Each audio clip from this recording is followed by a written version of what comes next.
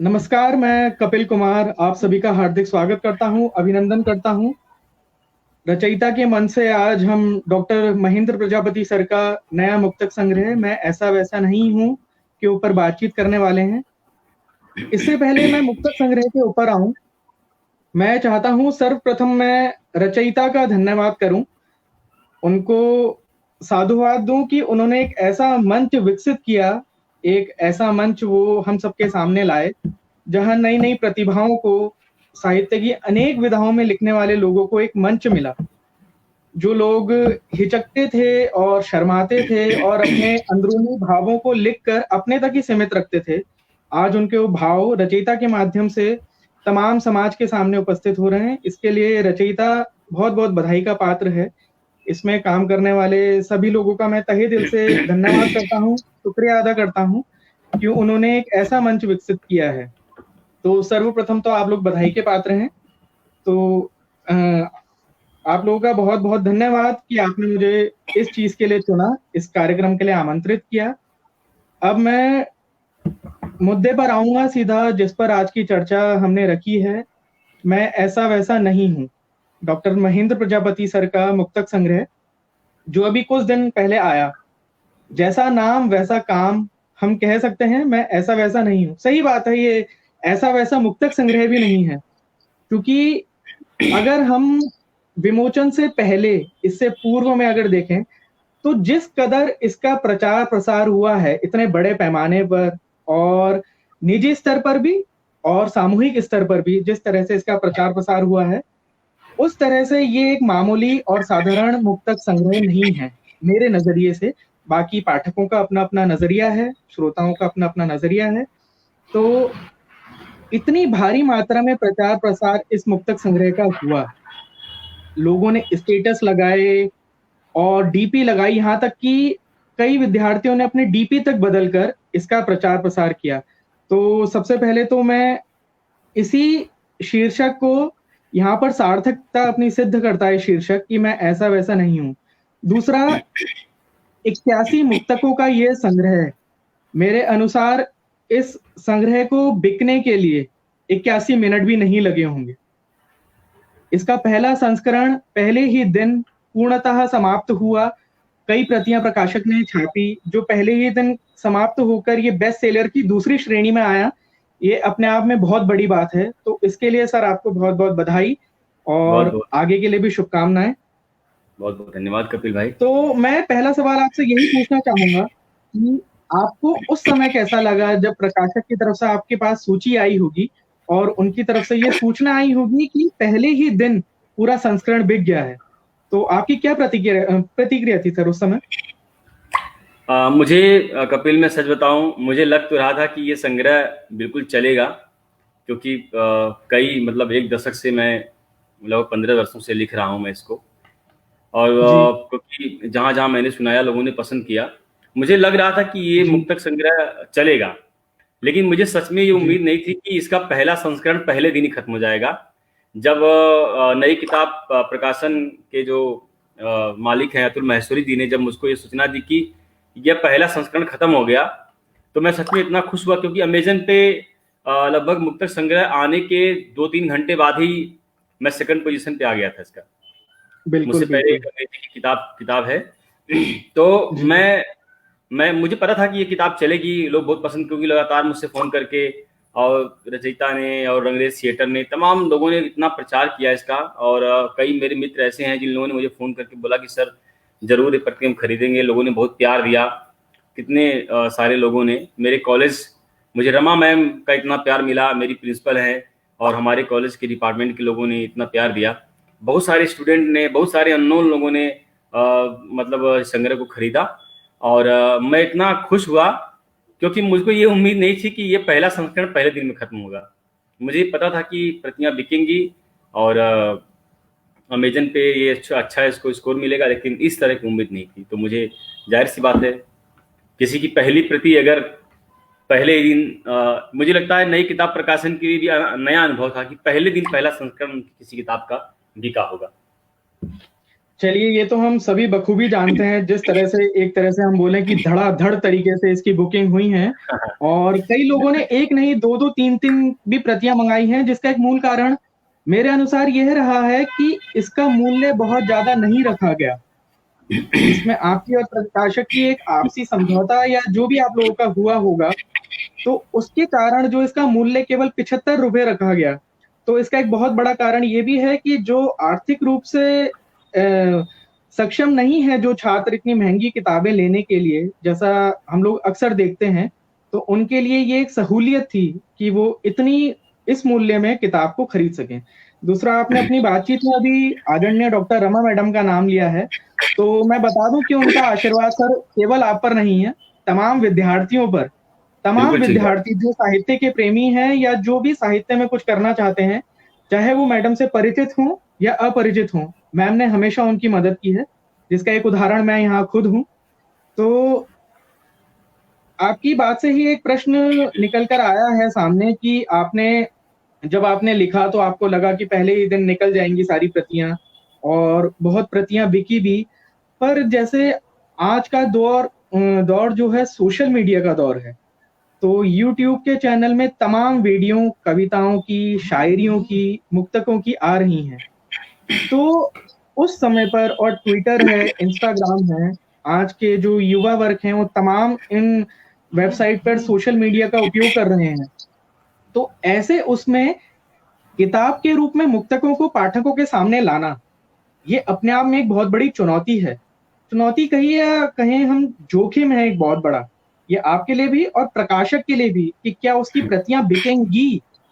जिस तरह social media का ये दौर चल रहा है, तो उस समय आप लोगों ने ये जोखिम उठाया और उसका एक सुपरिणाम हम लोगों के सामने है कि इसका पहला संस्करण पहले ही दिन निकल गया। तो क्या इसको प्रकाशित करने से पहले इस तरह की कुछ बातचीत आपके और प्रकाशक के बीच में हुई थी? हाँ, बिल्कुल हुई थी। उन्होंने मुझसे कहा कि महेंद्र जी कविताएँ, जैसा कि सभी लोग मुझसे कह रहे थे कि कविताएँ इतनी बिकती नहीं हैं, कहानी संग्रह जी, बिकते हैं, कहानियाँ जी, और किसी ब्रांड की हो तो बिक जाती हैं। बिल्कुल, बिल्कुल, लेकिन बिल्कुल। जिस तरीके से मैं मुक्तक सुनाता था लोगों को, हंसराज कॉलेज में मैंने बाहर मंचों पर भी सुनाया, तो लोग मुझसे दरअसल ये संग्रह जो है वो मेरे चाहने से नहीं आया। रमा मैम, प्रभात सर और मेरे गाइड सतकेतु जी, ये लोग तमाम लोग कहते थे कि तुम इसको संग्रह के रूप में निकालो। सबसे बड़ी बात है कि मेरे स्टूडेंट कहते थे कि आप इसको निकालिए। जिन्होंने मेरे साथ पढ़ाई की थी, जिन्होंने मुझे सुना था, वो लोग बोलते थे कि नहीं, इसको निकालिए। तो जब मेरी नई किताब प्रकाशन से जब बात हुई इस किताब के लिए, मैंने उनसे कहा कि आप इसको छापिए, मुझे लगता है कि 500-600 की प्रति इसकी निकल जाएगी। मुझे लगा कि एक बिल्कुल, सप्ताह में निकल जाएगी। उन्होंने कहा कि महेंद्र जी, हम लोग सुनते हैं कि संग्रह के 500-600 प्रति बड़ा मुश्किल होता है, 50-60 प्रति भी नहीं निकलती है। मैंने कहा नहीं सर, आप इसको छापिए, निकलेगी। और वो खुद आश्चर्यचकित थे और इसके बारे में उन्होंने जी, 2-3 घटनाएँ सुनाई उन्होंने मुझे। उन्होंने कहा कि महेंद्र जी, ये पहली ऐसी किताब, अच्छा इसकी साइज़ देखिए आप, बहुत प्यारी छोटी-सी जी, साइज़ इसकी है। जो जी, किताबें होती हैं उनकी हाफ़ है, ऐसे में हाफ़ किताब है। जी, तो जी, जी। उन्होंने कहा कि मैंने पूरा संग्रह अपनी पत्नी को सुनाया और इतना पसंद आया उनको कि उन्होंने कहा कि हर तरह के संग्रह, प्रेम के भी हैं, समाज के भी हैं। एक उन्होंने बहुत अच्छी बात ये बताई कि हम जहाँ पर किताब की बाइंडिंग करवाने जाते हैं, कह रहे हैं पहली जी, किताब है कि बाइंडर ने कहा कि सर एक प्रति प्लीज़ मेरे पास रहने दो, मुझे इसको पढ़ना है। क्या बात है सर! एक तो उपलब्धि तो इस आपको तरह वहीं हासिल हो गई। वहीं मिल गई। मुझे लगा कि सबसे बड़ी उपलब्धि जी, मेरे जी, लिए यही है कि बाइंडर, जिसके लिए वो किताब बाइंड करना सिर्फ एक काम है, लेकिन उसने बड़े प्यार से उसको पूरा पढ़ा और फिर इसके बाद, क्योंकि जिन लोगों ने मुझे सुना था, वो सभी लोग इंतज़ार कर रहे थे और उसका परिणाम मुझे मिला कि ये प्रतियाँ बिकी इसकी। बहुत अच्छी बात कही सर आपने कि इससे जो हमें हमें ये कमाना नहीं है इस पुस्तक के ज़रिए, जैसा मैं जितना आपको समझ रहा हूँ, कमाने का कोई भी कारण और कोई भी इसके पीछे उद्देश्य आपका नहीं रहा होगा। मूल बात ये रही होगी कि अधिक से अधिक लोगों तक आपकी बात पहुँचे और लोग इसको पढ़ें।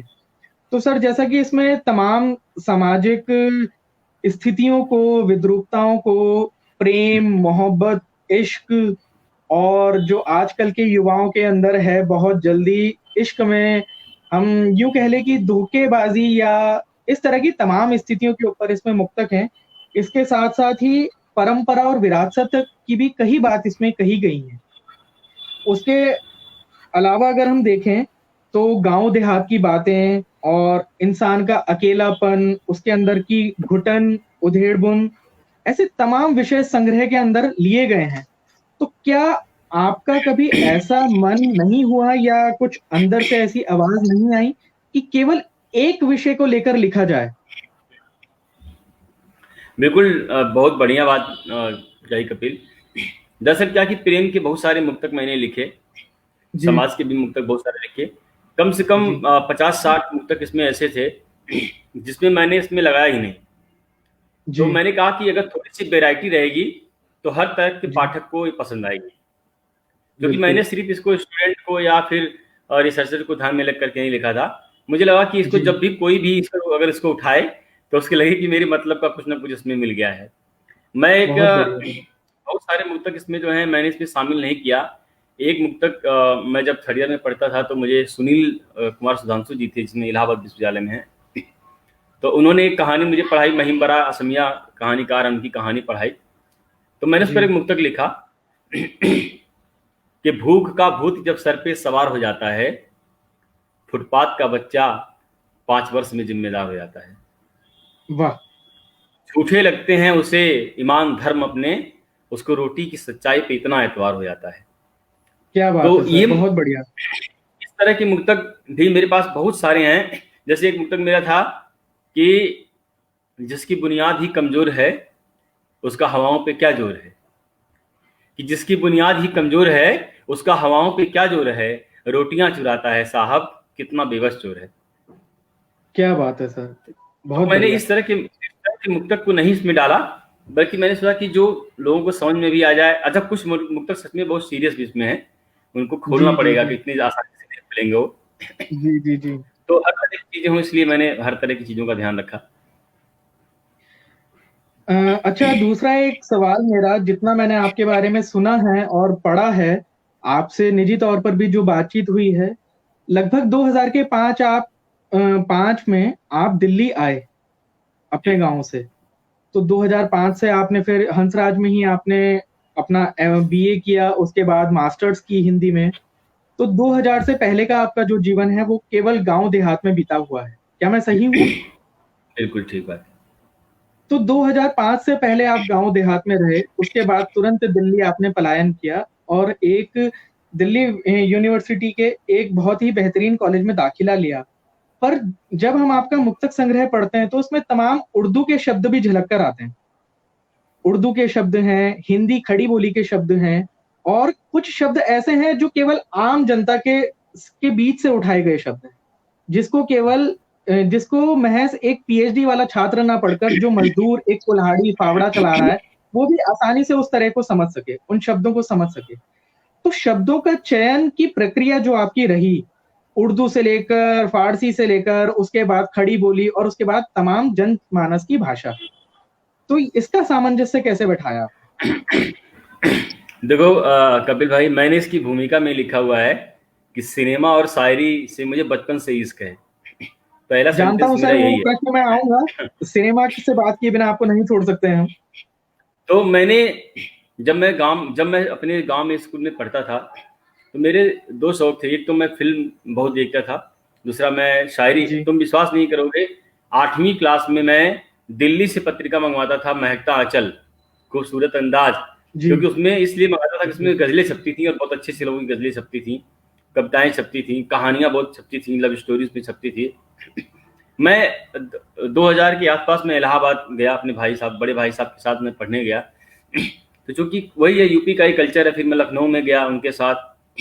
लखनऊ में गया तो आप जानते हैं, लखनऊ तो नवाबों का शहर है। बिल्कुल, हालांकि अब बिल्कुल। हालांकि अब उर्दू फारसी वो सब उतना नहीं रह गया है, लेकिन वहाँ के जो लोकल लोग हैं उनके साथ मेरा उठना बैठना। और खुद मैं आजमगढ़ से जहाँ का मैं रहने वाला हूँ, वहाँ पर हिंदू जी, मुस्लिम बिल्कुल बराबर है। तो भाषा तो, बिल्कुल। अच्छा, मैं कहता हूँ कि कविता की कोई परिभाषा नहीं होती है, शब्दों को सही जगह रख देना ही कविता है। क्या बात तो है सर! जो शब्द स्वाभाविक रूप से जहां आ जाते हैं, तो हम लोग, मतलब मेरे साथ है कि मैं कभी शब्दों को बनाने के लिए कभी जबरदस्ती कोशिश नहीं करता कि मुझे ये जबरदस्ती बनाना है। और जहां पर जो शब्द सटीक तरीके से बैठ जाए और लगे कि मतलब इसका वजन है। जैसे कि जहां पर हमको अल्फाज शब्द कहने से बात बन रही है, वहां पे अगर आप शब्द कहेंगे तो बिगड़ जाएगी, पूरी कविता खराब हो जाएगी। तो जहां पर जो शब्द बैठ जाए वही मैं कोशिश करता हूं कि जो, और मेरे बड़े भाई साहब भी बहुत अच्छी बात कहते हैं कि जो चीज तुमको अच्छी नहीं लगती है वो दूसरों को कैसे अच्छी लग सकती है। क्या बात है। प्रभात सर मुझसे कहते थे कि कभी भी बेटे हल्की चीज मत लिखना। रमा मैम ने मुझे सिखाया है कि मंच पे जाना मेरे लिए बहुत मुश्किल काम नहीं है, अगर मैं जाना चाहूँ तो जा सकता हूँ, लेकिन मुझे ये था जी। कि मैं हल्की चीज कभी नहीं लिखूंगा और मंच के जो टोटके होते हैं वो मैं नहीं करूंगा। अगर मैं कभी शायरी में, गजल में कभी आया तो मैं वो राणा साहब की परंपरा में आना चाहूंगा, मैं राहत इंदौरी साहब की परंपरा में आना चाहूंगा, ये मेरी है। क्या बात। तो शायरी है तो उर्दू और तमाम तरह के सब जो स्वाभाविक रूप से आए हुए हैं इसमें। इसी से सर निदा फाजली साहब का एक शेर याद आया है मुझे, जो आपने गजल के बारे में बात कही। वो कहते हैं कि जो खो जाता है मिलकर जिंदगी में, जो खो जाता है मिलकर जिंदगी में, गजल है नाम उसका शायरी में। तो वही बात आपके माध्यम से भी हम लोग सुन सकते हैं कि बहुत भारी भरकम शब्दों का इस्तेमाल करना और बहुत ही उर्दू क्लिष्ट शब्दों का इस्तेमाल करना कविता और गजल नहीं है। तो इसमें एक चीज मैं दो मुक्तक जो मैं बना रहा था, जो मतलब मुक्तक नहीं बन पाए वो गजल बनेंगे शायद। तो मैंने इसमें लिखा है, एक दो मुक्तक मेरे जो दो पंक्तियों में है कि मैं भूख और नींद का हल लिखता हूँ, ये इल्जाम है मुझ पर कि गजल लिखता हूँ। तो दूसरी जो पंक्ति है कि वर्षों दर्द में अमल हुई है, जिंदगी तब गजल हुई है। तो क्या ये बात। एक तरीके का मतलब कि जो देख रहे हैं, जो सुन रहे हैं, उसको हम शायरी में लाएं तो लोग जुड़ेंगे भी आपसे, मुझे ऐसा लगता है। क्या बात है। तो सर अब मैं सीधे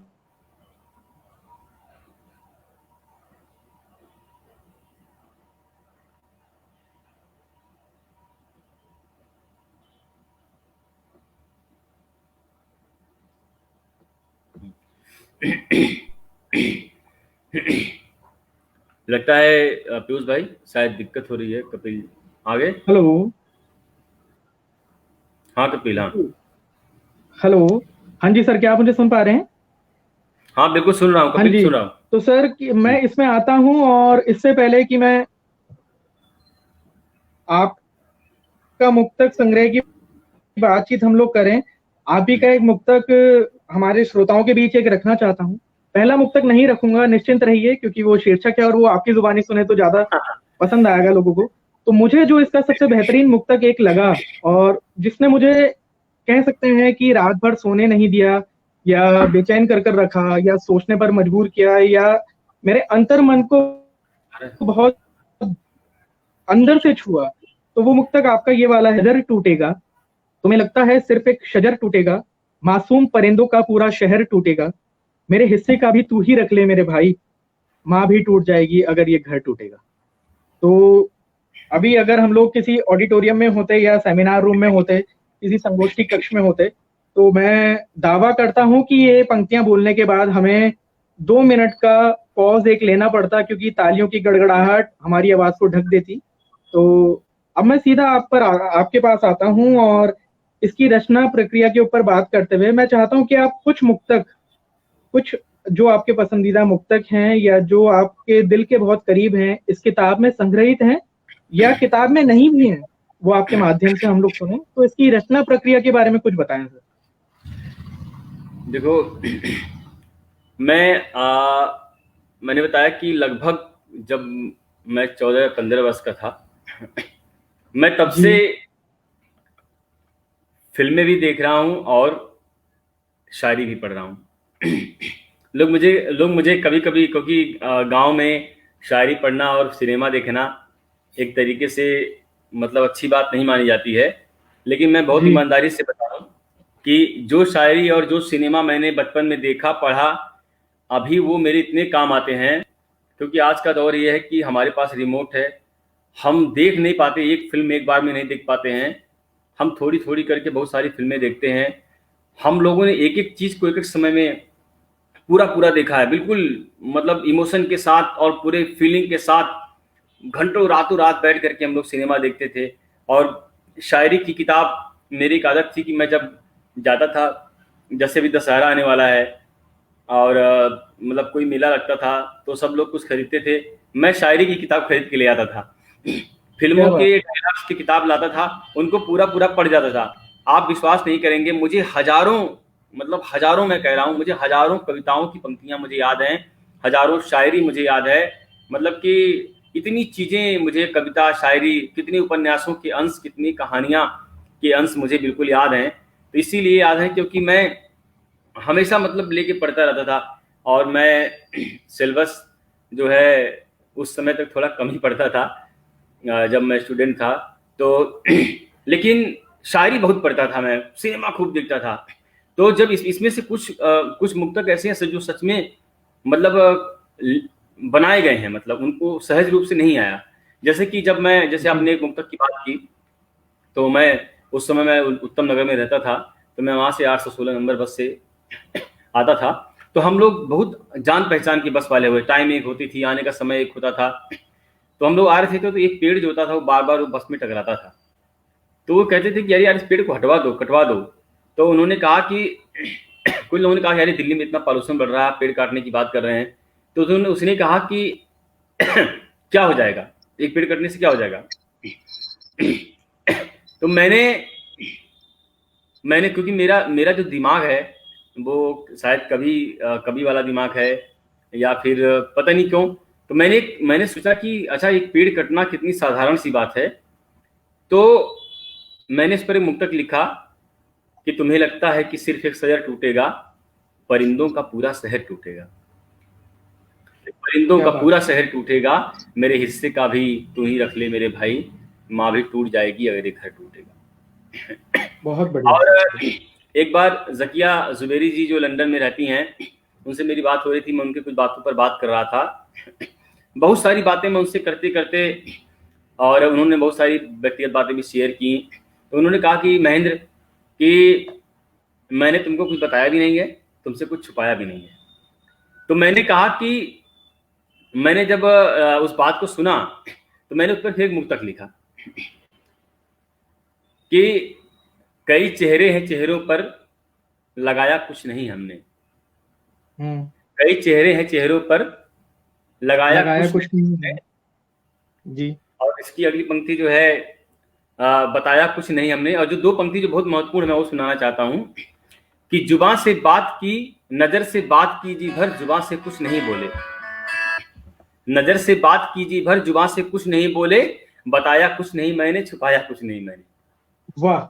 इस तरीके से शेर बनते हैं। और एक बहुत शानदार। पर्सनल एक बहुत मुक्तक शेयर कर रहा हूँ।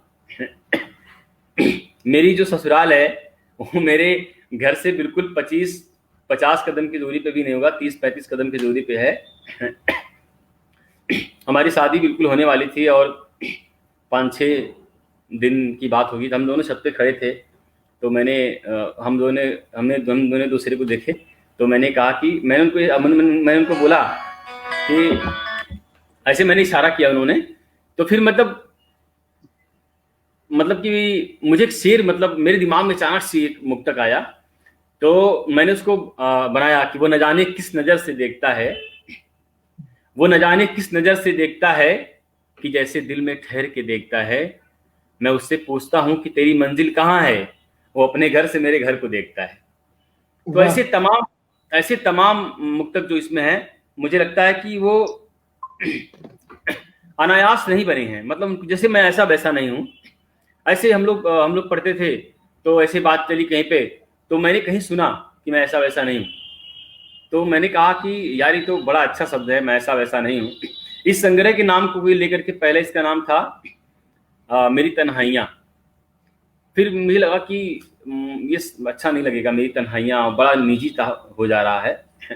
जी। फिर मैंने इसका नाम रखा मैं ऐसा वैसा नहीं हूँ। तो लोगों ने कहा कि बड़ा एटीट्यूड वाला नाम है। तो फिर मेरी बात हुई, हमारे एक बहुत अच्छे मित्र हैं पंकज शर्मा, और फिर मैंने अंकिता से भी बात की। तो उन्होंने कहा कि नहीं, कैची नाम है, नाम कैच करता है। तो फिर जी। इसका नाम हुआ कि मैं ऐसा वैसा नहीं हूँ, तेरे जैसा नहीं हूँ, तुम्हारा था, हूँ, रहूंगा, मैं जर जमीन पैसा नहीं हूँ। क्या बात है और सर। दिल्ली में ऐसे बहुत सारे अनुभव मुझे, मैं 2004 में दिल्ली में आ गया था। बहुत सारे अनुभव मुझे ऐसे हुए हैं कि ये दिल्ली है, लेकिन इस दिल्ली में अपने लोगों को बनाना बहुत मुश्किल है। आप जानते हैं, मैं हंसराज कॉलेज में मैं जब आया जी तो इतनी चीज़ें उसके पहले मैं देख चुका था। मेरे मदर फादर, मेरे माता पिता पढ़े लिखे नहीं हैं, और उन्होंने हम 4 भाई 2 बहनों को पढ़ाने के लिए अपना पूरी अपना, उनके पास कुछ नहीं बचा, उन्होंने सब लगा दिया हम लोगों को पढ़ाने के लिए। हम दिल्ली आए, लेकिन हमें कभी एहसास नहीं हुआ कि हमें किसी चीज़ की कमी है। हमने जो चीज़ चाहा हमारे माता पिता ने हमको दिया, चाहे जैसे भी दिया। जब हम बड़े हुए तो हमें पता चला कि पिताजी के पास तो कुछ नहीं है, ज़मीन नहीं है, गहने नहीं है, माँ के पास कुछ भी नहीं है, सब उन्होंने हम लोगों को पढ़ाई लिखाई में लगा दिया। वो सारे सारे अनुभव, जैसे कि मैंने जब दिल्ली आया तो मैं, आप सभी लोग जानते हैं, मैं रमा मैम से जुड़ा, और रमा मैम तो मैं कहता हूँ कि मैं जो कुछ भी हूँ मैम की वजह से हूँ, मैं उनका बनाया हूँ। तो हम लोगों ने देखा फिर, लेकिन और बहुत सारे खराब अनुभव भी हुए। तो मैंने इसमें जी एक मुक्तक लिखा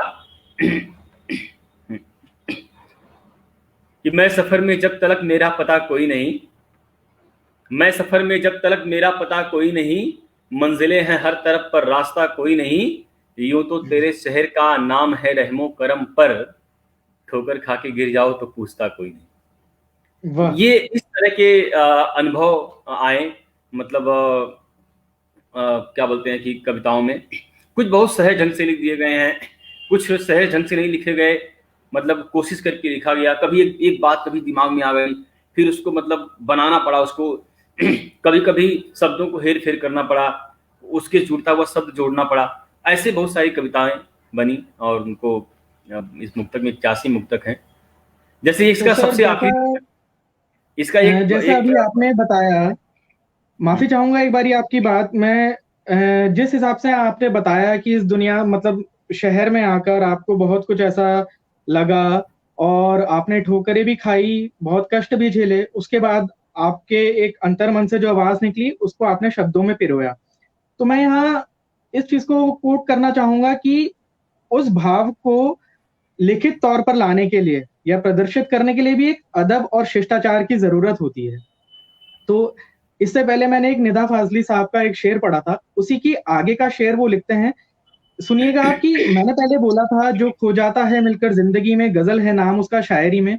उसके बाद वो लिखते हैं कि बहुत मुश्किल है बंजारा मिजाजी, बहुत मुश्किल है बंजारा मिजाजी, सलीका चाहिए आवारगी में। तो बहुत वही सलीका और अदब जो है आपकी मुक्तकों में हमने देखने को मिला। ये तो खैर अब आपका मुक्तक आ गया है, एक दिन में आपका पूरा संस्करण निकल गया है, तो आप बहुत सहज होकर बोल रहे हैं कि बहुत ऐसे लिखा गया वैसा लिखा गया। और मैं जानता हूँ 4 लाइनें लिखने के लिए कई बार चंद सेकंड लगते हैं, और कई बार 4-4 मिनट में भी एक मुक्तक पूरा नहीं होता, महीनों लग जाते हैं। सही बात है। तो शब्दों को इधर उधर करना भी कोई आसान बात नहीं है।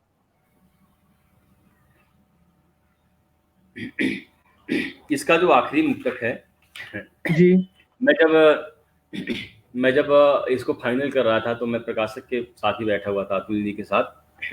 जी तो मैं उसके एक दिन पहले मेरे दिमाग में एक मुक्तक आया था। मेरी किसी दोस्त से मेरी बात चल रही थी, तो बड़ी पर्सनल सी बात चल रही थी कि उन्होंने कहा, महेंद्र जी आपको लोग बहुत प्यार भी करते हैं, लेकिन कुछ लोग आपसे, मतलब कुछ लोगों को शायद जलन भी होती है, ऐसा कुछ वो बोल रहे थे। तो मैंने उसको बड़ा पॉजिटिव वे में लिया, क्योंकि मैंने ये सीखा है अपने रमा मैम से, प्रभात सर से सीखा। वो हमेशा कहते हैं कि जब आपकी आलोचना शुरू हो जाती है तो आपको ये जान के खुश होना चाहिए कि आपने काम शुरू कर दिया है, क्योंकि बहुत जब आप बड़ी कुछ बात है करते सर। हैं आलोचना तभी होती है। तो मैंने जब बिल्कुल बिल्कुल। उनसे बात हुई, फिर मैं आया नीचे, फिर मैंने एक मुक्तक लिखा कि सुना है जमाने भर से शिकायत करता है, सुना है जमाने भर से जमाने शिकायत बिल्कुल। करता है, कौन है जो मुझसे इतनी मोहब्बत करता है। वाह। सुना है जमाने भर से शिकायत करता है, कौन है जो मुझसे इतनी मोहब्बत करता है, किसे है वक्त कि वक्त दे किसी को, कोई तो है जो मुझ पर इतनी इनायत करता है। बहुत बढ़िया तो सर, ऐसे शानदार। ऐसे मुक्तक भी बन जाते हैं कपिल। जी, इसी सिलसिले के बीच, एक क्रम के बीच में एक बात और कहना चाहूंगा। कई श्रोतागण और कई सर के चाहने वाले हमारे साथ जुड़ गए हैं। तो यदि आप किसी विषय पर कोई खास मुक्तक यदि अगर आप सुनना चाहते हैं, तो आप मैसेज कर सकते हैं। हमें यहाँ पर आपके मैसेजेस दिख रहे हैं। हम आपकी फरमाइश पर खास निवेदन करेंगे सर से कि उससे मिलता-जुलता कुछ आप लोगों के सामने रखें।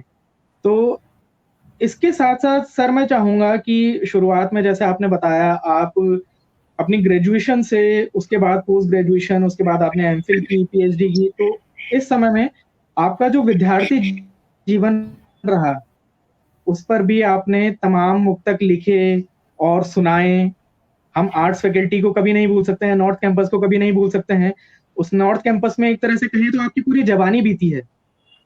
तो वहाँ पर जिस तरह से आप मुक्तक मैं अभी भी सुनाते थे जवान हूँ। और जिस तरह से उनका प्रदर्शन नहीं, बिल्कुल जवान है सर, पर अब आप दूसरी श्रेणी में आ गए हैं, आप विवाहित हो गए हैं, तो अब आपकी जवानी दूसरी तरह की हो गई है। तो अब मैं चाहता हूँ कि कुछ गीति रूप में या कुछ उस तरह से जैसे आप उस समय सुनाया करते थे, कुछ उस अंदाज में कुछ हो जाए। अच्छा, मैं जब मैं ग्रेजुएशन में था, मैं जी। तभी से मुक्तक लिख रहा हूँ। अच्छा, मैं बता रहा हूँ, मेरी कहानियाँ भी ज्ञानोदय में मेरी कहानी छपी, साहित्य अमृत में मेरी कहानी छपी। तो मैं कहानियाँ भी लिखता हूँ और गद्य भी मेरी बहुत प्रिय विधा है। कविताएं भी लिखी। तो मैंने कुछ मुक्तक जो है मतलब गाने की भी कोशिश की। हालांकि मैं गाता बहुत खराब हूँ, मेरी आवाज़ मैं बिल्कुल भी गा नहीं पाता हूँ, लेकिन मैंने कोशिश ज़रूर की और बहुत मतलब लोगों ने उसको पसंद भी किया। मैं एक दो सर मुक्तक हमारा आपको ध्यान केवल शब्दों में रहेगा। मैं एक दो मुक्तक आपको गा के सुनाता हूँ जी, जी, जी। कि स्वागत होगा। ज़माना कहेल कुछ हमको, हमें तो साथ चलना है। लोग दुनिया बदलते हैं, हमें खुद को बदलना है। क्या बात है! ज़माना कहेल कुछ हमको, हमें तो साथ चलना है। लोग दुनिया बदलते हैं, हमें खुद को बदलना है। मेरे दम से तू जिंदा है, तेरे दम से मैं जिंदा हूँ। तुम्हारे साथ जीना है, तुम्हारे साथ मरना है। तुम्हारे वाह! साथ जीना है, तुम्हारे साथ मरना है।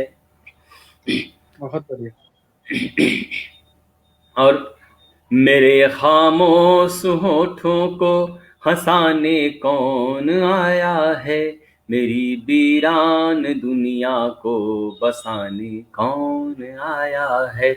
मेरी क्या बात! वीरान दुनिया को बसाने कौन आया है। अभी तक जो मिला एक दर्द नया दे गया मुझको। मेरे जख्मों पे अब मरहम लगाने कौन आया वाह! है। मेरे जख्मों पे अब मरहम लगाने कौन आया है। हर एक इंसान के सर पे रिश्तों का कर्ज होता है। निभाना भी मगर उसको हमारा फर्ज होता है। क्या मेरे बात है! हिस्से में इतना गम खुदाया दे दिया तुमने। मेरे पहलू में भी दिल है, मुझे भी दर्द होता है। मेरे वाह! पहलू में भी दिल है, मुझे भी दर्द होता है। ऐसे कुछ मुक्तक गाए, बहुत सारे क्या मुक्तक। बात है सर! जिंदाबाद, जिंदाबाद। इसी बीच सर अभी स्वाति तिवारी हमसे जुड़ी हैं और उनका एक मैसेज आया है। वो आपका एक पानी वाला मुक्तक सुनना चाहती हैं और उन्होंने अभी अच्छा, फिर मैसेज किया है। तो उनकी फरमाइश पे मैं निवेदन करता हूँ आपसे कि आप वो मुक्तक पाठकों के सामने रखें। हाँ, ये मुक्तक बड़ा प्यारा अचानक से ये मुक्तक बना था कि अर्थ, जी, मोक्ष, धर्म, काम, पानी पर। यहाँ पानी शब्द जो है बहुत आसान शब्दों में नहीं है। यहाँ पे कभी कहीं ईमान जी। है, कहीं आबरू है। तो अर्थ, मोक्ष, धर्म, काम, पानी पर कितना मुश्किल है मुकाम पानी पर। मैंने सुना है मछलियां गीत गाती हैं, मैं जब भी लिखता हूँ तेरा नाम पानी पर। वाह! बहुत बढ़िया। धन्यवाद सर। मैं स्वाति की तरफ से भी आपका शुक्रिया अदा करता हूँ कि आपने उनकी फरमाइश पर ये मुक्तक हमारे धन्यवाद, सामने रखा। धन्यवाद कपिल भाई, धन्यवाद। इसके स्वाति अलावा हमारी स्टूडेंट है, बहुत प्यारी बच्ची है। अच्छा अच्छा सर, स्टूडेंट की अगर हम बात कहें तो मुझे लगता है कि इस मुक्तक संग्रह को जितनी उपलब्धि मिली है उसमें बहुत ही बड़ा हक कहें या बहुत ही बड़ी हिस्सेदारी कहें विद्यार्थियों की रही है। जिस तरह से उन्होंने बिल्कुल। इसको सराहा है और अपनी प्रतिक्रिया दी है, तो विद्यार्थी बहुत बढ़ चढ़कर इस मुक्तक संग्रह के लिए सामने आए और इसका प्रचार प्रसार तो किया ही, और बाकी इसको संस्करण को एक ही दिन निकलवाने में और बेस्ट सेलर में दूसरा नंबर लाने में विद्यार्थी विद्यार्थियों का विद्यार्थी उसके योगदान है।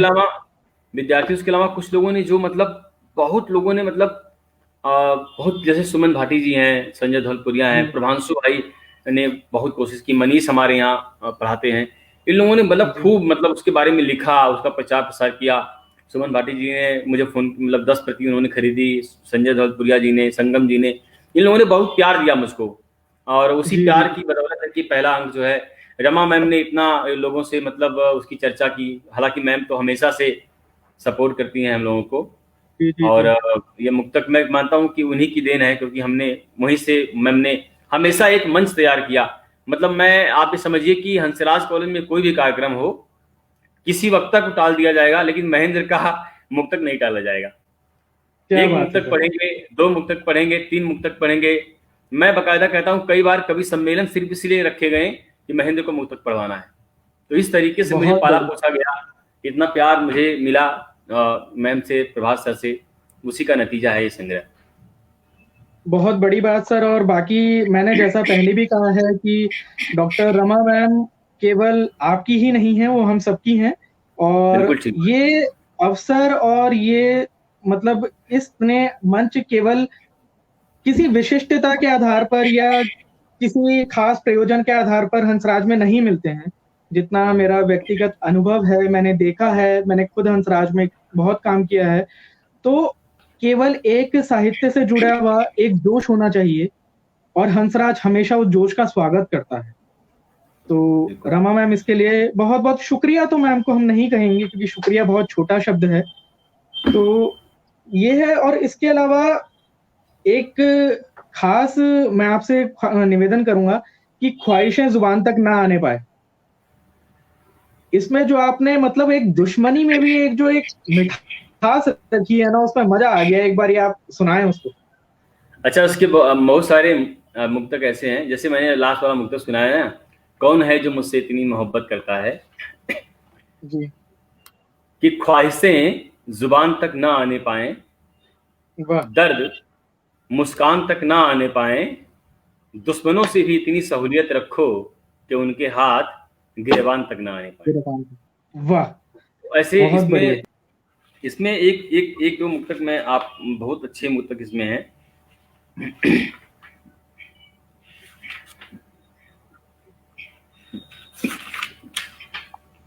मुझे थोड़ी सी मुझे, जैसे कि जो समय चल रहा है अभी, समय को लेकर के हमने कभी कल्पना भी नहीं की होगी कि मतलब हमको ऐसे समय का, भारत में तो ऐसा है कि किसी को समस्या हो तो पूरा समाज उमड़ पड़ता है उसके लिए, उसकी तरफ भागने लगता है।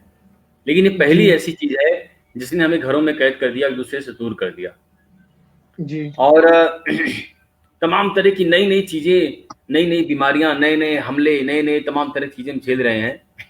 तो उसमें मैंने एक मुक्तक लिखा कि नई चीखें नई आहें इजाद कर लेना, क्या बात है। नई चीखें नई आहें इजाद कर लेना, नए जख्मों की दवाएं। आप विश्वास करिए, मुक्तक मैंने 5-7 साल पहले लिखा था, और ये मुझे लगता है कि आज के समय में सबसे ज्यादा प्रासंगिक है कि प्रासंगिक नई यही है सर, चीखें नई सच्ची। आहें इजाद कर लेना, नए जख्मों की दवाएं इजाद कर लेना, मैं रोज गुनाहों के नए हुनर सीखूंगा, तुम नई सजाएं इजाद कर लेना।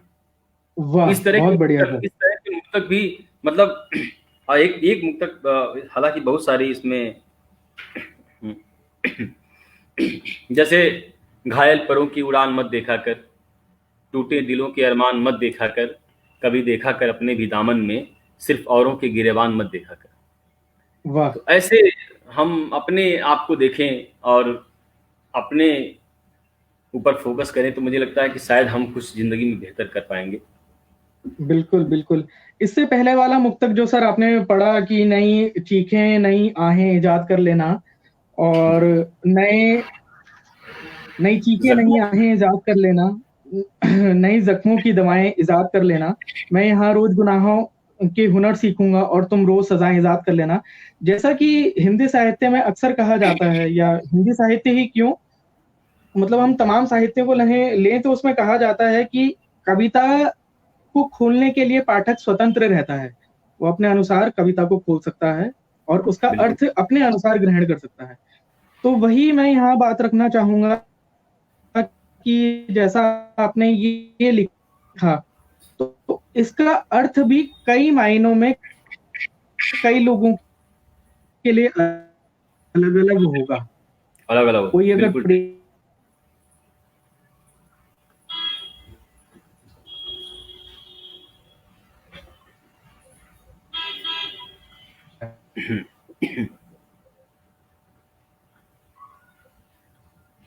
कपिल आवाज नहीं आ रही है,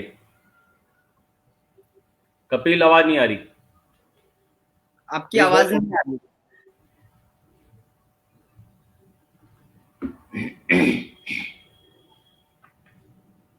नहीं आ रही।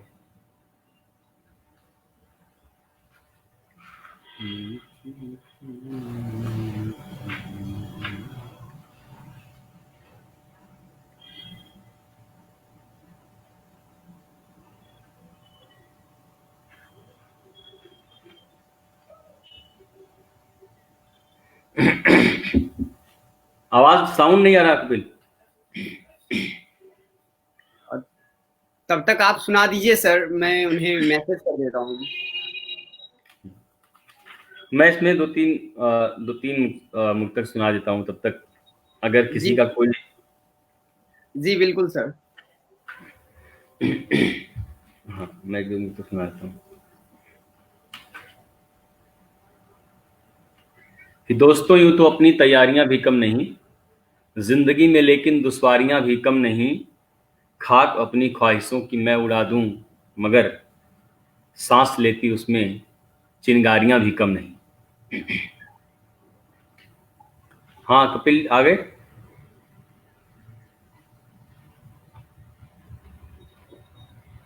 कि ख्वाब फिर कोई आंखों में सजाने नहीं दिया, दिल की बेचैनी को जुबां तक लाने नहीं दिया, एक बार उसे भूल से क्या रुला दिया मैंने, उसने जिंदगी भर मुझे मुस्कुराने नहीं दिया। नहीं आवाज नहीं आ रही है ना, कुछ प्रॉब्लम हो रही है शायद।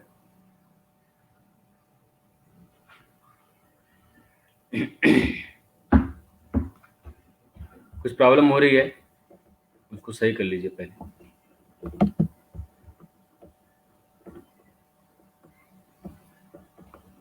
सर तब तक आप सुना दीजिए। तब तक आप ही सुनाइए सर। कि शाम ढलकर जब रात गहन होती है, कि शाम ढलकर जब रात गहन होती है, मेरे सीने में तेरे यादों की तपन होती है, और कोई भी चीज बहुत देर तक खुशी नहीं देती, कोई भी चीज बहुत देर तक खुशी नहीं देती, बर्फ भी देर तक छुओ तो जलन होती है। पीयूष आ रही है आवाज? आ रही जी है, आ रही, आ गई। आवाज। चलिए, माफी चाहता हूँ, ये कोई बात नेटवर्क नहीं। की तरफ से माफी चाहता हूँ, अपनी तरफ से नहीं, क्योंकि इसमें मेरा कोई दोष नहीं है, ये नेटवर्क का दोष है। तो मैं दोबारा अपनी बात को वहां से ही पूरी करता हूँ सर, जहां मैंने बात छोड़ी थी, कि मैं दोबारा उस मुक्तक को आपके एक बारी दोहराता हूँ कि नई चीजें नई आहें इजाद कर लेना, नई जख्मों की दवाएं इजाद कर लेना, मैं यहाँ रोज गुनाहों के हुनर सीखूंगा और तुम रोज सजाएं इजाद कर लेना। तो जैसा मैंने पहले भी कहा है कि पाठक को स्वतंत्रता होती है अपने हिसाब से वो अर्थ को खोजने। तो यदि अगर कोई प्रेमी प्रेमिका के संबंध में, इश्क मोहब्बत के संबंध में अगर इसको हम देखें, तो उसका संदर्भ अलग होता है। पर आज के समय में अगर हम इसको रखकर देखते हैं, तो मुझे लगता है कहीं ना कहीं जो स्त्री उत्पीड़न के जो मामले हैं, वो दिन प्रतिदिन बढ़ते जा रहे हैं। वहां पर भी ये लाइनें बिल्कुल मेरे अनुसार सटीक बैठती हैं कि मैं यहाँ रोज गुनाहों के हुनर सीखूंगा और तुम रोज सजाएं इजाद कर लेना, क्योंकि मामले कम नहीं हो रहे हैं। बिल्कुल ठीक बात है। तो इसमें यही है। और दूसरा कि जैसा आपका मुक्तक संग्रह है, अनेक विषयों को इसमें लिया गया है, हम शुरू से पढ़ते हुए आ रहे हैं हिंदी में, चाहे हम बीए में हो, एमए में हो, उसके बाद हम जितने भी हायर एजुकेशन में जाएं, कि कहते हैं कि साहित्य समाज का दर्पण है। तो ये मुक्तक संग्रह मैं मानता हूँ कि उस दर्पण का प्रतिबिंब है। साहित्य केवल एक विषय को लेकर नहीं चलता, साहित्य तमाम विषयों को लेकर चलता है। और यहाँ बिल्कुल ठीक। 81 मुक्तक हैं, तो मैं मानता हूँ कि 81 मुक्तकों में 10 20 विषयों को आपने इसमें छेड़ा होगा। और वो हम लोग देख ही रहे हैं कि अभी आपने जितने मुक्तक सुनाए हैं, सभी अलग-अलग विषयों में हैं। हम कहीं नहीं कह सकते कि केवल प्रेम की खुशबू इन मुक्तकों से आ रही है। मैं दावा करता हूँ कि इस वीडियो कॉन्फ्रेंस के बाद या इस संगोष्ठी के बाद लोग सोचने पर मजबूर होंगे और वो इंतज़ार करेंगे कि हमारी प्रतियाँ जल्द से जल्द हम तक पहुँचे और वो पूरी किताब पढ़ें। धन्यवाद तो भाई। इसके बाद एक सवाल मेरा ये है सर कि आज का जो समय है, युवाओं का जो समय हम लोग कह सकते हैं और जो यूथ है हमारा, बहुत ज़्यादा जल्दबाज़ी है लिखने के मामले में। आजकल अनेकों लोग लिख रहे हैं, कई लोग लिखते हैं और लिखकर लोग तुरंत चाहते हैं कि वो प्रकाशित हो जाए या हम लोगों को मंच मिले और हम जल्द से जल्द अपनी बातें रखें। उसको मांझने की बजाय, उस पर और काम करने के बजाय, ये जल्दबाज़ी और ओवर कॉन्फिडेंस हम लोग तमाम लोगों में देख सकते हैं। तो आप लगभग 10 वर्षों से समसामयिक सृजन का प्रकाशन कर रहे हैं, उसका संपादन कर रहे हैं। आपकी कई कहानियाँ कई पत्रिकाओं में छप चुकी हैं। आप बीए, एमए से मुक्तक लिख रहे हैं। तो ये जो ठहराव और ये जो एक पेशेंस था आप में, कि जब तक उसमें इस कदर एकदम बारीकी नहीं आ जाती कि वो प्रत्येक पाठक के दिल पर वार करे या दिल को छू जाए, तब तक मैं इसे प्रकाशित नहीं कराऊँगा।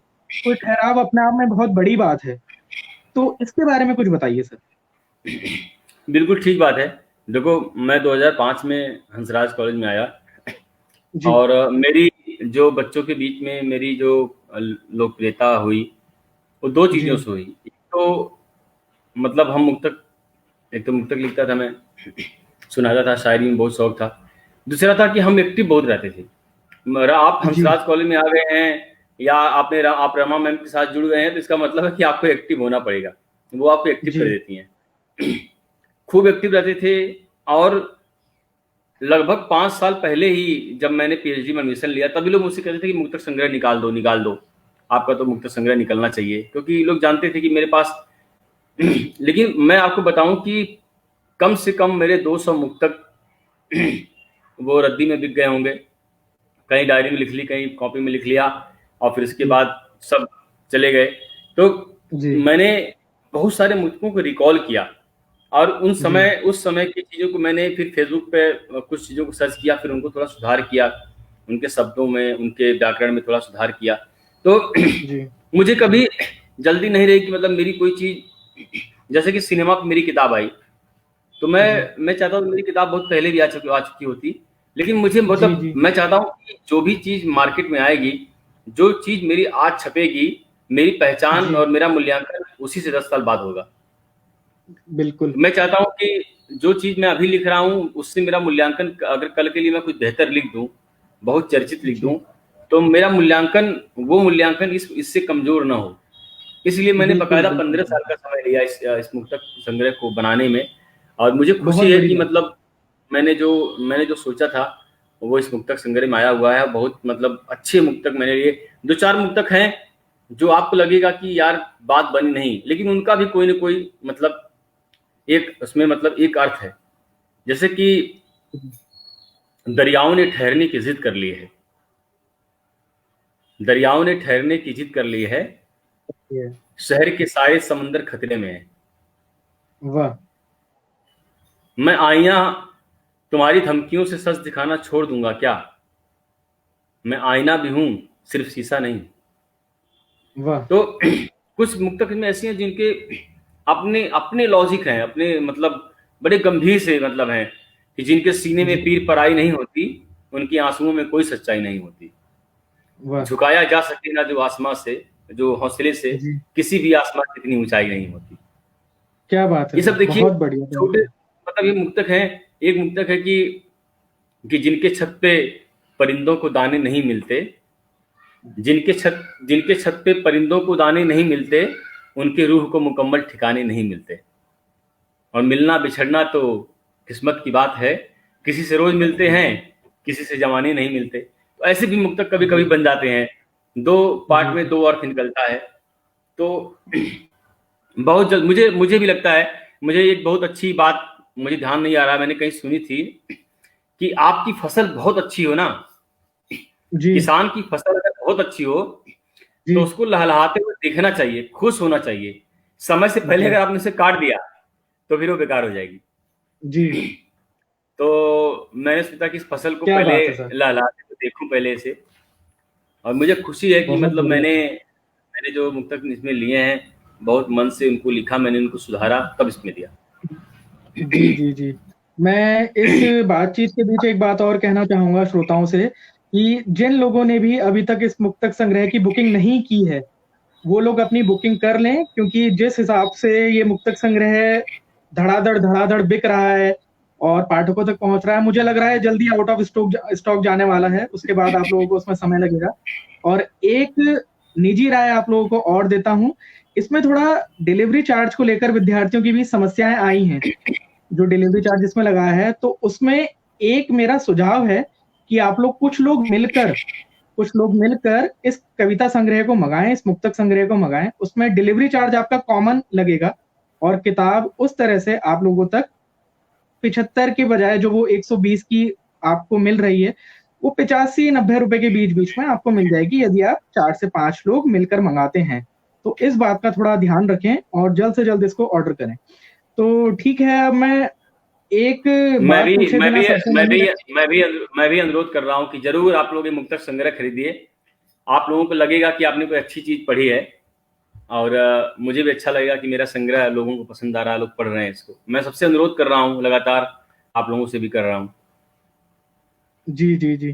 तो सर, मैं आखिरी में आपसे एक सवाल रखना चाहूंगा और मैं चाहूंगा कि सवाल आखिरी है, पर इस पे एक अच्छी चर्चा आप अभी करें हम लोगों के साथ।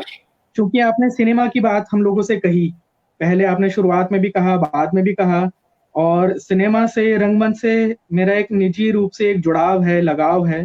क्योंकि मैं रंगमंच का विद्यार्थी भी रहा हूँ और अभी भी मैं विद्यार्थी हूँ। हालांकि मैं 8-9 साल से रंगमंच कर रहा हूँ, देख रहा हूँ, सुन रहा हूँ। तो मैं अभी भी सीखने की प्रक्रिया में हूँ और मेरा शोध का विषय भी रंगमंच ही है। तो आपकी जो एमफिल है, वो आपने अनुराग कश्यप के फिल्मों में सामाजिक यथार्थ, अनुराग यस। कश्यप की फिल्मों में सामाजिक यथार्थ पर आपकी एमफिल है। उसके बाद हिंदी सिनेमा में दलित, किन्नर और जेंडर, ये मतलब एक यूनिक, बिल्कुल ही एकदम हटकर आपने विषय इसमें लिया। हिंदी सिनेमा पर मुझे लगता है कि कई काम हो चुके हैं, कई शोध भी हो चुके हैं, लेकिन दलित, किन्नर और वैश्याओं के नजरिए से सिनेमा क्या है, और वो हाशिए पर है या वो मूल में है, इसमें क्या अंतर है, और उनकी आवाज जो आपने अपने शोध के माध्यम से बाहर लाए। तो मैं आपसे एक सवाल पूछना चाहता हूँ कि अभी वर्तमान समय में कई विद्यार्थी ऐसे हैं, कई तमाम लोग ऐसे हैं जो सिनेमा पर, रंगमंच पर काम करना चाहते हैं और ठीक रंगमंच बात। से जुड़े विषयों पर अपनी रिसर्च करना चाहते हैं। तो उनके लिए कोई ऐसा सुझाव या कोई स्ट्रक्चर पढ़ने का, पढ़ाने का, जो सिनेमा को समझने में मदद करे? देखो कपिल, मैं ये दावे के साथ कह सकता हूँ जी कि ये बिल्कुल सही है कि सिनेमा और साहित्य के संबंधों को लेकर के बार बार बात की जाती है। जी जी। मेरा मेरा जवाब थोड़ा सा 5 मिनट का होगा, लेकिन मैं 5 मिनट में सबको बिल्कुल समेट बिल्कुल सर, दूंगा। बिल्कुल बिल्कुल।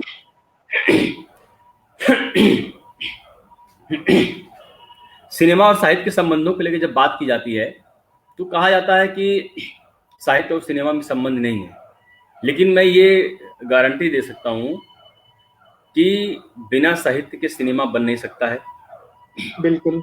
और दोनों में संबंध है, बस थोड़ी सी खटपट है, उसको सुधारने की जरूरत है। जी जी जी। क्योंकि होता क्या है कि हमने कोई अच्छी कहानी लिखी तो हमको ये जिद नहीं करनी कि हम भी स्क्रिप्ट लिखेंगे। सही बात है सर। होता ये कि जब हम कहानी लिखना हमारा काम है, स्क्रिप्ट लिखना स्क्रिप्ट राइटर का काम है, डायरेक्शन करना डायरेक्टर का काम है। जी और मैं आपको बताऊं कि सिनेमा के सोशल वैल्यू को लेकर के बहुत कम काम हुआ है। जी डायरेक्टर पर, एक्टर पर, नायक पर, नायिकाओं पर, और संगीतकारों पर इतनी किताबें आपको मिल जाएंगी, जीवनी मिल जी जाएगी आपको।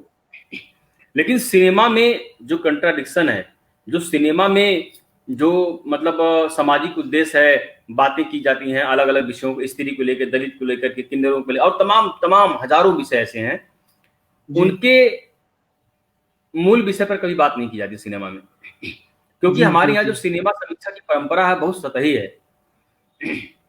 हम अखबारों की समीक्षा पढ़ने की आदत है कि ये एक्टर हैं और इन्होंने एक्टिंग अच्छी की है, लोकेशन बहुत अच्छा है और इनकी ये फिल्म हिट हो चुकी है तो इसको जरूर देखना चाहिए, क्योंकि शाहरुख खान इसमें है, अमिताभ बच्चन इसमें है, तो इसको देखना चाहिए। जबकि सिनेमा के साथ, सिनेमा को मैं कहता हूं कि आप अच्छी सिनेमा को आप देखिए मत, पढ़िए।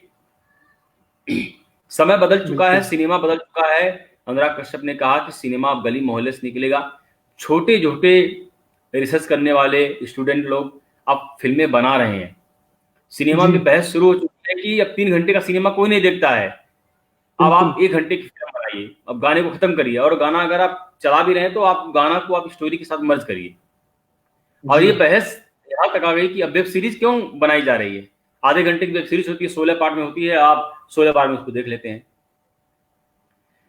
तो सिनेमा के सोशल वैल्यू पर बहुत कम काम हुआ है, इस पर काम होना चाहिए। और हम तो इस बात पर पिछले 2 साल से मैं एक बहुत बड़ा फिल्म फेस्टिवल भी हंसराज कॉलेज में हम लोग करते हैं, तुम आप लोग सब लोग जानते होंगे आप। जी, हमारा उद्देश्य, मैं मानता हूं कि जैसे हिंदी ऑनर्स करवाया जाता है, जैसे ज्योग्राफी ऑनर्स करवाया जाता है, हिस्ट्री ऑनर्स करवाया जाता है, वैसे सिनेमा का एक ऑनर्स होना चाहिए, जिसमें हर दशक, जैसे कि एक कोर्स बकायदा होना चाहिए कि आपने क्या किया, हमने सिनेमा ऑनर्स किया है। उसमें सिनेमा का इतिहास पढ़ाया जाए, अच्छी फिल्मों के बारे में पढ़ाया जाए, अच्छे डायरेक्टर्स के बारे में पढ़ाया जाए। एक कैमरा वो होता है जो डायरेक्टर चलाता है, लेकिन एक कैमरा वो होता है जो उसकी अपनी जो फोटोग्राफर चलाता है, उसे पता है कहाँ क्लिक करना है। डायरेक्टर को पता है कि कहाँ पे कट करना है, कहाँ पे क्लोज करना है, कहाँ पे हाफ क्लोज करना है, कहाँ पे कट, वो सारी चीजें जानता है। जो कैमरे की भाषा में जो इमोशन है उस पर बातचीत होनी चाहिए, क्योंकि तकनीकी पे बहुत सारे कोर्स होते हैं। आप डायरेक्टर बनना चाहते हैं, आप बन सकते हैं, आप राइटर बनना चाहें बन सकते हैं, लेकिन आप समीक्षक नहीं बन सकते जब तक आप अच्छी फिल्में नहीं देखेंगे। तो मेरा मानना है कि एक सिनेमा का बाकायदा कोर्स होना चाहिए, जिसमें हम सिनेमा ऑनर्स करवाएं। उसमें 3 साल में सिनेमा की सोशल वैल्यू पर बात हो। उन लोगों ने, जिन लोगों ने काम किया और इतिहास बदल दिया और फिर वो इतिहास में गुम हो गए, उन्हें कोई जानता तक नहीं है। मैं ऐसे 50 लोगों का नाम आपको बता सकता हूं जिन लोगों ने सिनेमा के इतिहास को बदल दिया और फिर उसी इतिहास में खो गए, उन्हें कोई जानता तक नहीं है। ऐसे लोगों पर बातचीत होनी चाहिए। जब आप ऐसे लोगों से बातचीत करेंगे, उनके परिवेश को समझेंगे, जब आपको पता चलेगा कि कितनी मुसीबत से उन लोगों ने फिल्मों का निर्माण किया, तो जो लोग मुसीबत में हैं वो भी सिनेमा बनाने की हिम्मत कर पाएंगे कि जब ये बना सकते थे तो मैं क्यों नहीं बना सकता हूँ। तो और एक सिनेमा की एक समझ विकसित होगी। मैं आपको कपिल, इस बात को मैं लिखित गारंटी दे रहा हूं कि हमारे पास हिंदी सिनेमा का इतिहास नहीं है जी। आप मुझे एक किताब बता दीजिए जिसमें आपको हिंदी सिनेमा का इतिहास मिल जाए। आपको फिल्मों पर एडिट किताबें मिल जाएंगी, आपको कुछ विषयों पर मिल जाएंगी, लेकिन सिनेमा के सोशल वैल्यू को समझ, आपको आर्टिकल बहुत मिल जाएंगे। मैं नहीं कह रहा हूं कि बिल्कुल किताबें नहीं है, बहुत कम है, इतनी है कि आप उनको उंगलियों पे गिन सकते हैं आप जी। बहुत आसान होता है ना कि आप 10 जो है डायरेक्टर को ले लीजिए, लिख दीजिए। बहुत आसान होता है कि 10 महिला कलाकारों लीजिए, लिख दीजिए। लेकिन पूरे ढर्रे पर बात करना, जब मैंने विषय लिया, जब मैंने अनुराग कश्यप की फिल्मों पे काम किया, तो अच्छा मुझे था कि मुझे सिनेमा पर ही काम करना है। ये तब की बात है, आप देखिए 2011 में मेरा एडमिशन हुआ, तो उस समय सिनेमा और साहित्य के संबंध बड़े खराब थे। लोग कहते थे कि नहीं, आप साहित्य को जोड़िए, इसमें साहित्य को लेकर के आइए। तो फिर मैंने उसमें एक चैप्टर साहित्य और सिनेमा के संबंध पर बनाया। लेकिन जब मैंने काम किया इस अपने जो है पीएचडी में, तो मैंने विषय रखा हिंदी सिनेमा में प्रतिरोध, दलित, स्त्री और किन्नर। और स्त्री में रखा वह फिल्में जो वेश्यावृत्ति पर केंद्रित है। और मैंने उन फिल्मों को लिया, अब तक दलितों को, स्त्रियों को और थर्ड जेंडर को एक पात्र के रूप में प्रस्तुत किया जाता रहा। किन्नरों को दिखा दिया ताली बजाते हुए आ रहे हैं, कोई उनका मजाक उड़ा रहा है, कोई उनका ताली बजा के मजाक उड़ा रहा है। दलितों को दिखा रहा है का शोषण हो रहा है, दलित जो है वो उनको गालियां दी जा रही हैं, स्त्रियों को दिखाया जा रहा है कि वो सिर्फ पेड़ के पीछे नाच रही हैं, हीरो परेशान है तो हीरोइन आ जा रही है और उसको संबल दे रही है। मैंने उन फिल्मों का चुनाव किया जिनमें प्रतिरोध है। मैंने बैंडिट 3 फिल्म का चुनाव किया। आप देखिए जो मैंने स्त्री दलित सिनेमा लिया है, और मैंने आक्रोश फिल्म को लिया हुआ है। किन्नरों पर एक तमन्ना फिल्म बनी थी, मैंने उस फिल्म के बारे में लिखा हुआ है। शबनम मौसी पर मैंने बात की है, जो एक थर्ड जेंडर थी मध्य प्रदेश की, और उन्होंने चुनाव लड़ा और चुनाव में जीती थी। उनको इतना परेशान किया गया, मानसिक और शारीरिक रूप से इतना परेशान किया गया उनको, लेकिन वो हिम्मत नहीं हारी, सत्ता के सामने बिल्कुल तनकर खड़ी हो गई और अंततः उनकी जीत हुई। तो मैंने उन फिल्मों का चुनाव किया जिनमें इन हाशिए के समाज के अंदर का प्रतिरोध था, उसको मैंने उठा करके सामने आने को। और मैं आपको एक चीज और बता दूं कि जब मैं जिस किताब पर काम कर रहा था, प्रतिरोध के थ्योरी को समझने के लिए एक भी किताब नहीं है। प्रतिरोध क्या है, प्रतिरोध की अवधारणा क्या है, उसकी रूपरेखा क्या है, प्रतिरोध कैसे बनता है, प्रतिरोध क्या है, प्रतिरोध और विरोध में फर्क क्या है, इसको समझाने वाली आपको एक भी किताब नहीं मिलेगी। बहुत सारे आर्टिकल पढ़े, बहुत सारे पढ़ा, तब समझ में आया कि प्रतिरोध जो है वो आदमी की प्रवृत्ति है। और एक चीज मैं और यहाँ पे बताना चाहूंगा कि साहित्य में आकर के शब्दों के प्रतिमान बदल जाते हैं जी। जैसे श्रृंगार का समान अर्थ क्या होता है? सजना संवरना। लेकिन जब आप साहित्य में श्रृंगार की बात करेंगे तो सजना संवरना ना होकर के वो क्या है? एक रस है जी। आलोचना का समान अर्थ होता है कि आप किसी भी चीज के चाहे वो कॉपी कलम हो, चाहे आदमी हो, उसके गुण और दुर्गुण के बारे में बताइए, ये आलोचना है। बिल्कुल। लेकिन साहित्य में आलोचना का मतलब है कि आप किसी रचना पर ही बात करेंगे, आप वहां पे कलम और कॉपी की आलोचना नहीं कर सकते जी। और साहित्य क्या करता है, जैसे मैं जब पढ़ाता हूँ क्लास में तो मैं कहता हूं कि देखो आपने एक कहानी पढ़ी, ये बहुत महत्वपूर्ण बात मैं आपको बता रहा हूँ। आपने एक कहानी पढ़ी, अच्छा वो मेरा कॉलेज मलकागंज में है तो मैं उदाहरण को मलकागंज का देता हूँ। आपने एक कहानी पढ़ी कि मलकागंज चौराहे पर एक व्यक्ति की हत्या हो रही थी और लोग तमाशा बन के खड़े थे जी। और आपने उस कहानी को पढ़ करके एक कसम खाई कि अगर किसी की हत्या होगी तो मैं तमाशा बन के खड़ा नहीं रहूंगा। तो कहानी ने अपना काम कर दिया। क्या बात है सर। सिनेमा और साहित्य जरूरी नहीं है कि पूरी दुनिया को बदल दे। अगर उसने 10 लोगों को भी बदल दिया, गांधी का पूरा जीवन एक सिनेमा से बदल गया, एक नाटक से बदल गया। तो और सिनेमा की जो सिनेमा का इतिहास है ना, बड़ा इंटरेस्टेड है। आप देखिए मूक फिल्मों से शुरू होता है, फिर इसके बाद रंगीन आता है सिनेमा, फिर ब्लैक एंड व्हाइट फिल्मों को रंगीन किया जाता है। जी। और इतना हम लोग जब मैं बताऊं, हम लोग जब छोटे थे, जब 15 साल के से 10-15 साल के थे, हमारे सामने VCR लगा दो और कुछ भी लगा दो, बिल्कुल। वो जो सम्मोहन था एक। और मैंने एक बार अपने पत्रिका में लिखा था कि शाहरुख खान, सलमान खान ये हमारे भरोसे के हीरो नहीं थे। हमारे भरोसे के हीरो थे धर्मेंद्र, अमिताभ बच्चन, संजय दत्त, जो एक बार में 20 लोगों को पीट दे और जो कभी डरे नहीं। वो हमारे भरोसे, हमने एज ग्रुप की मैं बात कर रहा हूँ। पहले हम सिनेमा के नाम पे कुछ भी देख लेते थे, अब कुछ ही देखते हैं। जब तक कोई फिल्म बहुत चर्चित न हो जाए, बहुत ज्यादा मतलब लगे कि नहीं यार हम एक अच्छी फिल्म हम देखेंगे, तभी हम देखेंगे। बिल्कुल बिल्कुल। अक्षय कुमार जैसा एक बड़ा एक्टर, वो तो अब तो वो कुछ फिल्में ठीक ठाक उन्होंने बना दी है। वो कहते हैं कि मेरी फिल्में दिमाग घर पे रख करके देखने आओ। मैं कहता हूं कि सिनेमा दिमाग घर पे रख के देखने की चीज नहीं है। सिनेमा का मतलब है आप अपनी पूरी संवेदना के साथ देखने जाइए। हाँ, अगर आप गोविंदा की फिल्म देखने जा रहे हैं तो आपका मूड कुछ और होगा, लेकिन आप जब मसान देख रहे हैं, आप जब मदारी देखते हैं, जब आप मेरी कौम देखते हैं, जब आप मर्दानी देखते हैं, हम लोगों ने मर्द को कभी दर्द नहीं होता है। लेकिन जब मर्दानी देखी हमने मर्दानी देखी, हमने देखा कि रिवाल्वर राजा फिल्म देखी, बाद में आई एक फिल्म आई रिवाल्वर रानी। तो जो महिलाएं हैं वो जब लीड रोल में आ रही हैं, गुलाब गैंग में पहली बार हमने देखा कि माधुरी दीक्षित जो है वो एक्टिंग कर रही हैं और एक साथ उठा करके 20 लोगों को फेंक रही हैं।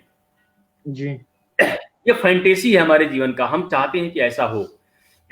मैं बहुत सारी ऐसी फिल्में हैं कपिल जो मुझे लगता है कि लोग कहते हैं कि बहुत अच्छी फिल्म है, लेकिन मैं मानता हूं कि बहुत समान, जैसे 3 इडियट को लेकर बहुत सारी बातें होती हैं, मैं जी व्याख्या कर सकता हूं।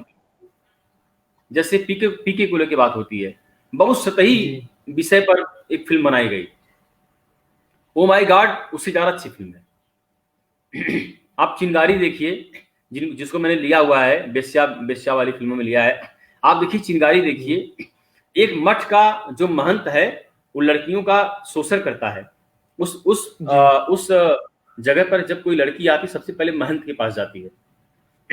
और धीरे धीरे धीरे धीरे, और जो मैंने प्रतिरोध पे जो बात की है, प्रतिरोध अचानक से नहीं होता है, वो धीरे धीरे पनपता है आपके अंदर, और एक दिन वो जो क्या होता है वो आपके खिलाफ खड़ा हो जाता है।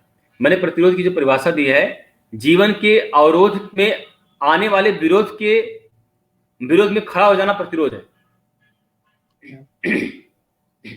तो ये पूरी सही बात है। सिनेमा की जो पूरी परंपरा है, अभी सिर्फ 100 साल की, साहित्य तो हजारों साल से लिखा जा रहा है। जी आदिकाल को मुझसे लोग पूछते हैं कि सर हम आदिकाल क्यों पढ़ें, हम भक्तिकाल क्यों पढ़ें? तो मैं कहता हूं कि आप इसलिए मत पढ़िए कि आदिकाल पढ़ के आपको नौकरी मिल जाएगी। आप भक्तिकाल आपको पढ़ के नौकरी मिल जाएगी। जब आदिकाल और भक्तिकाल को आप पढ़ेंगे तब आप जान पाएंगे कि आपकी साहित्यिक परंपरा कितनी मजबूत थी। आप जान पाएंगे कि हमारी नींव कितनी मजबूत है। आज हम जो लफबाजी करते रहते हैं साहित्य में, वो इसीलिए कर लेते हैं क्योंकि हमारी नींव बहुत मजबूत है, इसलिए हम कर लेते हैं। तो साहित्य और सिनेमा के संबंध है, और सही बात इतने विषय हैं काम करने के लिए।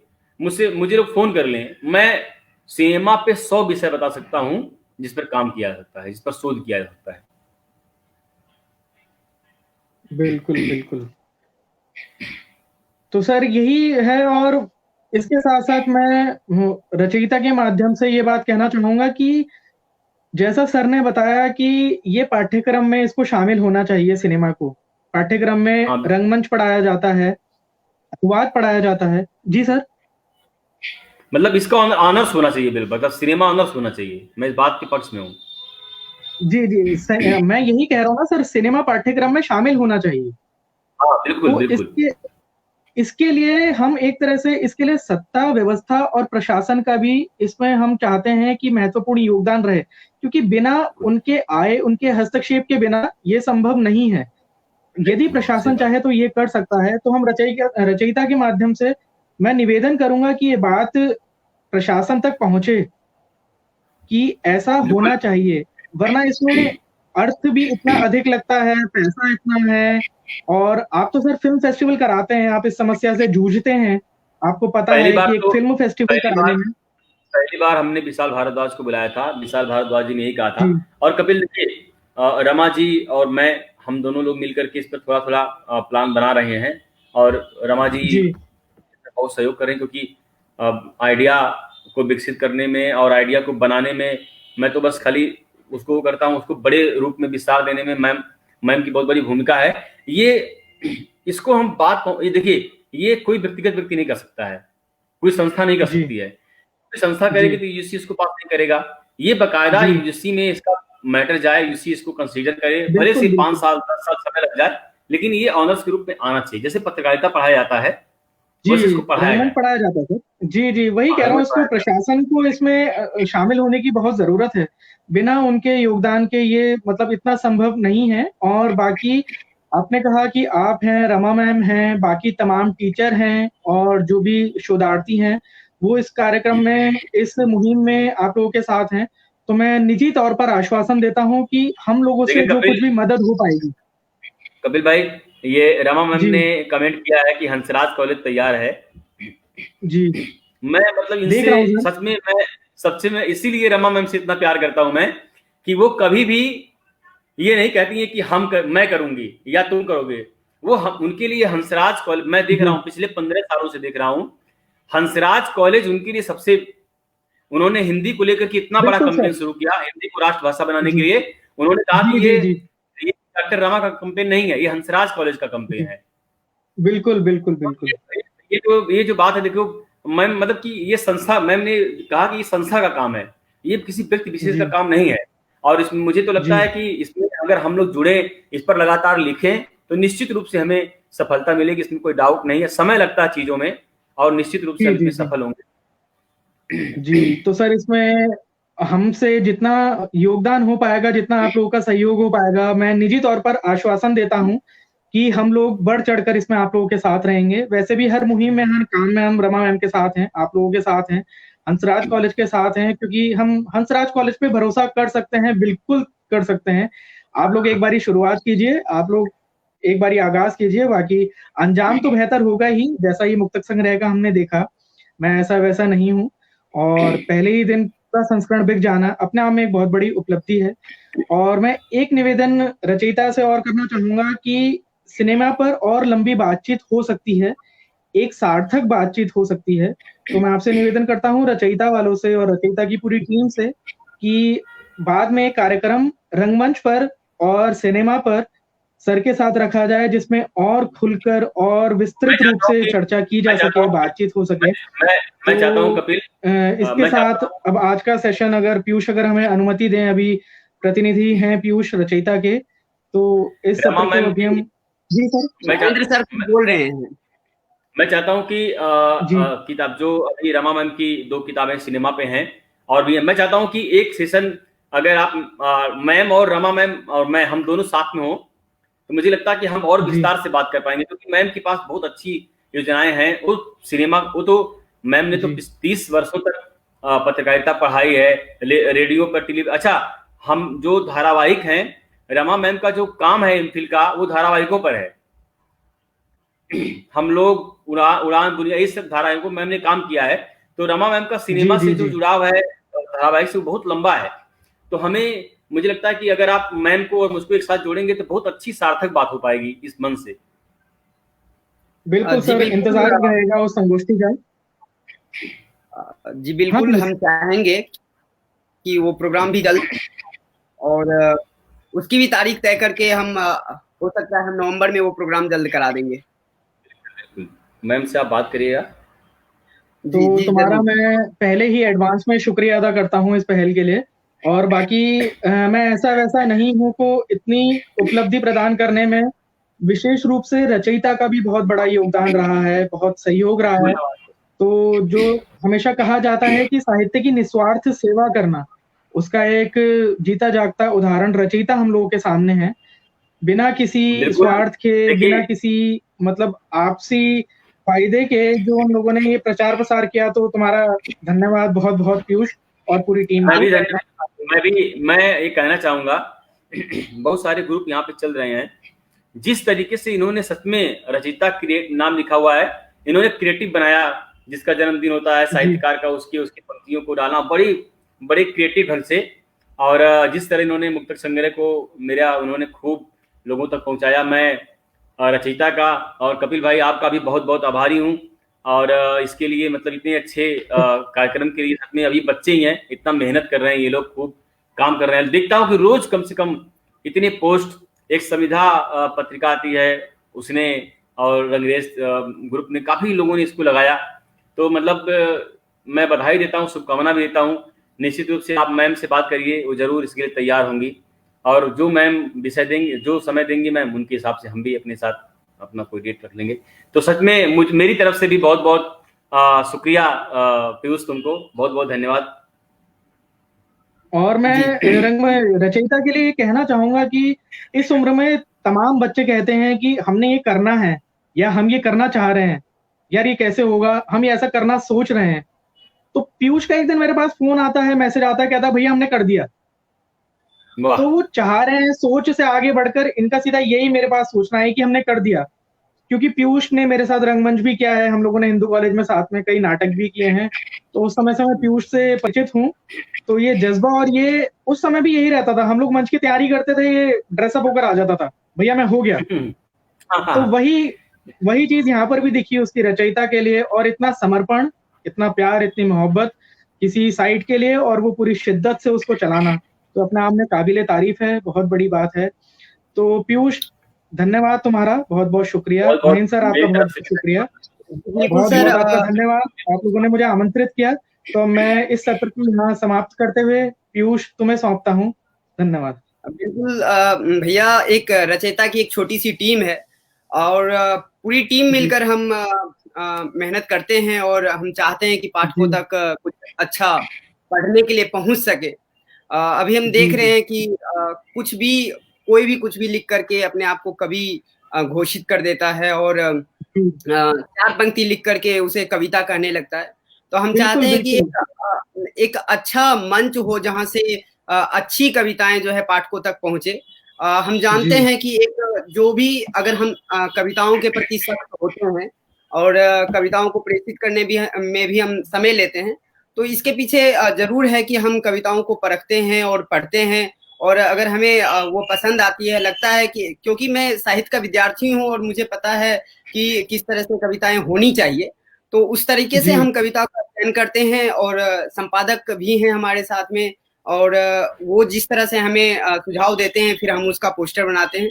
कहते हैं कि शब्द के साथ रंग मिल जाते हैं तो बहुत अच्छा आकर्षण हो जाता है, तो हम उसको पोस्टर के रूप में पाठकों तक पहुंचाते हैं जिससे हमें और जब पाठकों का प्यार मिलता है तब हम लगता है कि हमारी मेहनत सफल हो रही है और हम जरूर पाठकों तक अच्छा पहुंचा रहे हैं। ये आप सबका भी प्यार मिलता है, हमें सभी का प्यार मिलता है जिसके कारण हम रोज मेहनत करने से हिचकते भी नहीं हैं और लगातार मेहनत कर रहे हैं।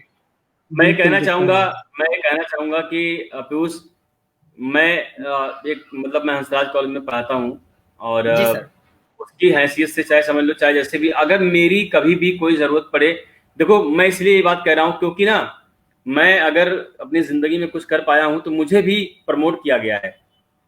मतलब मैं अचानक से नहीं आ गया हूँ, मुझे बहुत प्यार से मुझे इतना सपोर्ट किया गया है। मुझे मैं बार बार कह रहा हूँ कि मुझे रमा मैम, प्रभास सर ने एक एक कदम पे सिखाया कि ऐसे करिए, ऐसे करिए, ऐसे करो, और उन्होंने मुझे इतना तरीके से मैं कहता हूँ ना, मुझे प्यार से पाल करके सपोर्ट करके यहाँ तक पहुंचाया है। तो आपको जब भी अगर आपको लगता है मैं आपको कोई काम आ सकता हूँ तो निश्चित रूप से आप मुझे कभी भी फोन कर सकते हैं और जो भी मुझसे सहयोग होगा मैं बिल्कुल करूंगा आपके लिए, 100% करूंगा। जी, आपका तहे दिल से शुक्रिया सर। तो इस कार्यक्रम को हम यहीं पर समाप्त करते हैं। अगले जितने भी पाठक, जितने भी दर्शक जुड़े इस कार्यक्रम से सभी को धन्यवाद। विशेषकर मैं ऐसा वैसा नहीं हूँ, मुक्तक संग्रह के लेखक कवि महेंद्र प्रताप प्रजापति जी का भी बहुत बहुत धन्यवाद। यह किताब सर दिखा रहे हैं, यह किताब आप जरूर खरीदिए। एक बेहद खूबसूरत मुक्तकों का संग्रह है। मैंने तो ऑर्डर दिया है क्योंकि मुझे जब मुक्तक पढ़ा था तो मुझे बहुत खूबसूरत लगा, तो मैंने ऑर्डर दे दिया है। आप भी जरूर दें, आप भी जरूर पढ़ें और अगले सप्ताह हम शनिवार को फिर से इस मंच पर एक लाइव को लेकर के हम आप सबों के सामने उपस्थित होंगे। तब तक के लिए धन्यवाद। एक मुक्तक मैं अंत में सुना देता हूँ। जी जरूर सर। कि जीवन में संग्राम बहुत है, जीवन में संग्राम बहुत है, साथ तेरे आराम बहुत है, बैठ करे कुछ प्यार की बातें, करने को तो काम बहुत है। बहुत बहुत धन्यवाद। बहुत बहुत शुक्रिया सर।